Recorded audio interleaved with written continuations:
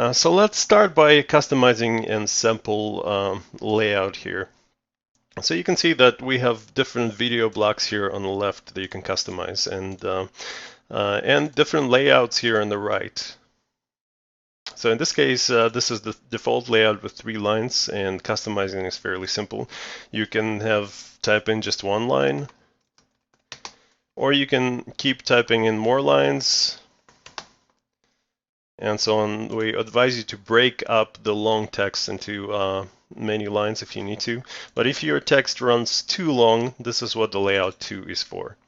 So it really can pack a lot of text, and it formats it appropriately, so you don't have to actually keep using up that space, and because the text will shrink if it extends to the left and to the right of the screen. So make sure that you use this appropriately. So once again, if you need longer text, just use the layout number 2, 3, and 4, and 5.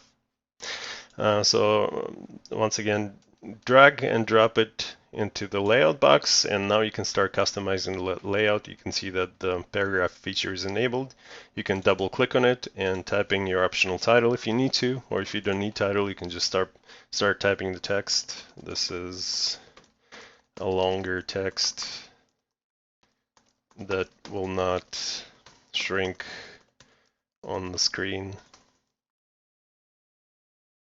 and so on. So right away you can notice that you are going to you're going to able to customize the color background per video block, and you can select and choose the color you need to, and you can choose to keep everything consistent, for example everything red, or you can choose to have different colors for different video blocks as you need to. So it's really your choice and direction you're going with this video. So there are actually other options to customize the backgrounds that you need to per slide. So in this case, for example, we give you the option of having your own photo background with the same type of layout.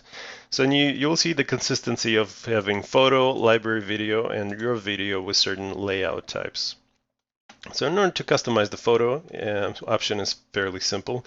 Since you're already familiar with this particular layout, let's drag and drop this layout number 4 version, which is actually number 3 version, which will be the paragraph text that you can customize. So I just enter a bunch of stuff, and then you have this drag image here appearing. So I'll move it up. And I'll drag and drop image that I need to right here, and it will appear in the background in this particular case, because as you can see, this layout has a photo in the background. So this is where this photo will go to. And then you have consistently the same choice, but have a library video in the background. And to customize library video, you sort of do the same thing. Click and drag here. This stock video appears, and click to customize appears. So you click to customize, and it's similar as the audio options. You can actually click and browse. If this error is visible, you can actually choose more options to browse. So and there's different category of backgrounds, or you can put any videos that we have in the backgrounds, and there's plenty of choices for you to choose from, and we'll be constantly adding more as we go on. So for example, let's add some clouds, time-lapse clouds in the background here. So click and drag, click select, and there you go. You selected, you customized this particular background for this video block. So for your video, it's very similar. You just click and drag the slide that has your video title in it. Click and drag into the new space here. You can click, and then your video selection will be appearing, and those are the videos that you uploaded in my content section. So click and drag, click select, and it's as simple as that. So everything else is very much similar in terms of customization. except for a couple of things that we are going to talk about here. So we're giving you a lot more flexibility than actually shown in the interface by adding little parameters in the lines here. But let's go over the different layouts first. So for example, in this one we have photo in the cube with one line. So I can drag and drop it here, and you can see there's only one line option, and I can put a photo in the cube here and type the title that I need to, my title. So inconsistently, generally, the first line will always be the title of the text. So if there's only one line, most likely the first line will be the title. So you can kind of get used to the workflow here. So the same, for example, library video. So let's say I'll just put another video on the cube, rotating cube here, and put my title again, or my library video as a title. So as you can see, at the bottom here, as you add more slides, the complexity of your timeline will be pretty jumbled up. So at any time, if you need to see what slide you're customizing, you can double or modifying as far as the timing goes. You can double click on it and it will be selected right here on the top in this little purple outline. So again, I can double click on this one and see that this is the one that I'm timing here at the bottom, and you can time appropriately to the events as you need to. So let's keep going and explain how to use the 3D objects and live people in your scene.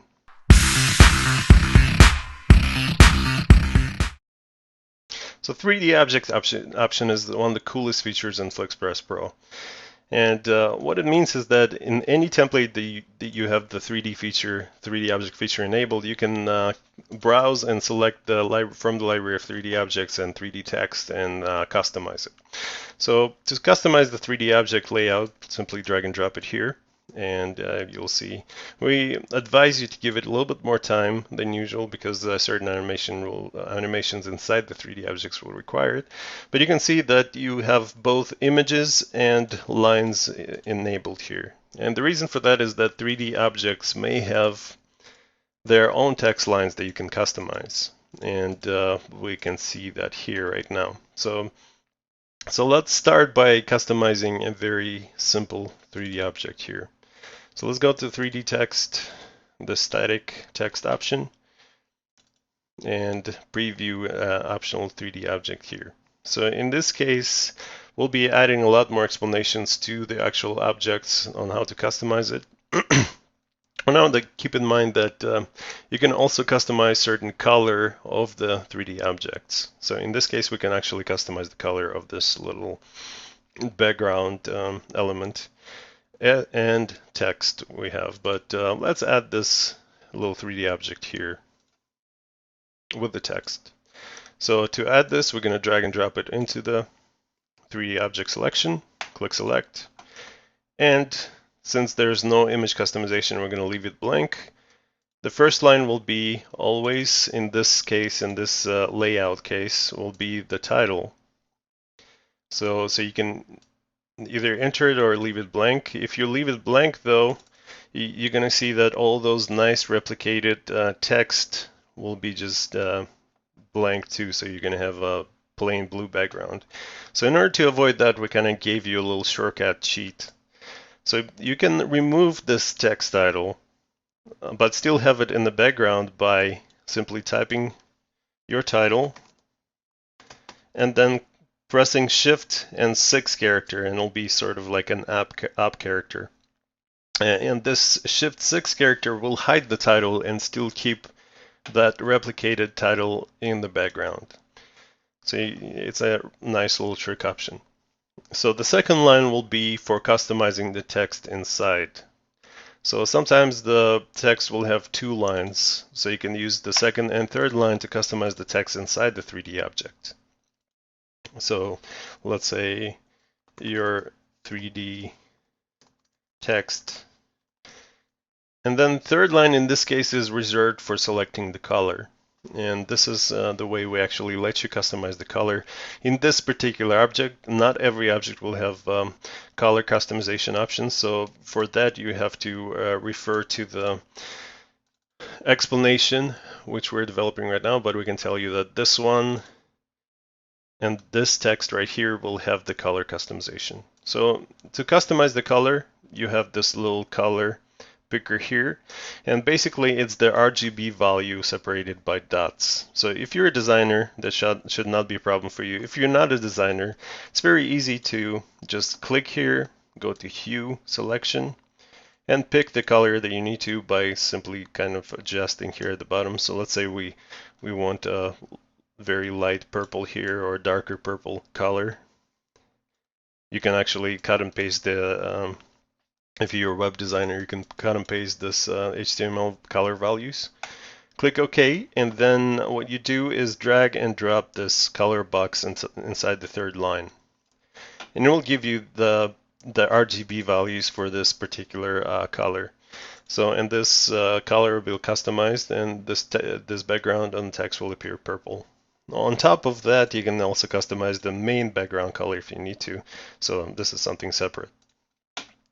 So just to show you some other options for 3D objects, let's kind of click here and give you an example of 3D object with photo inside. So let's click here.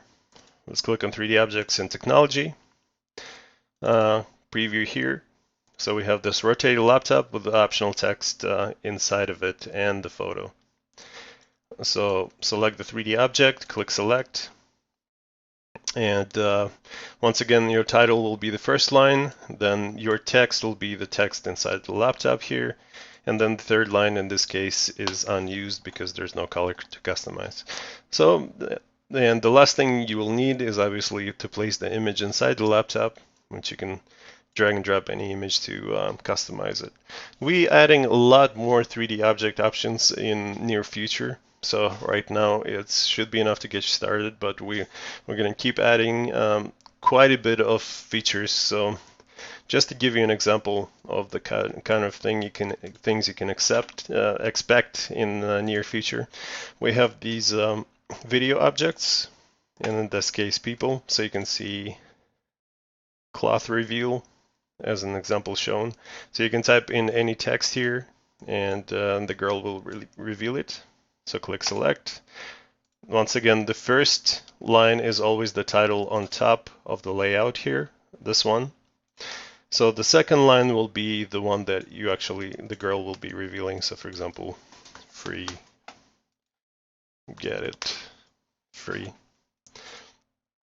So the girl will be revealing the word free.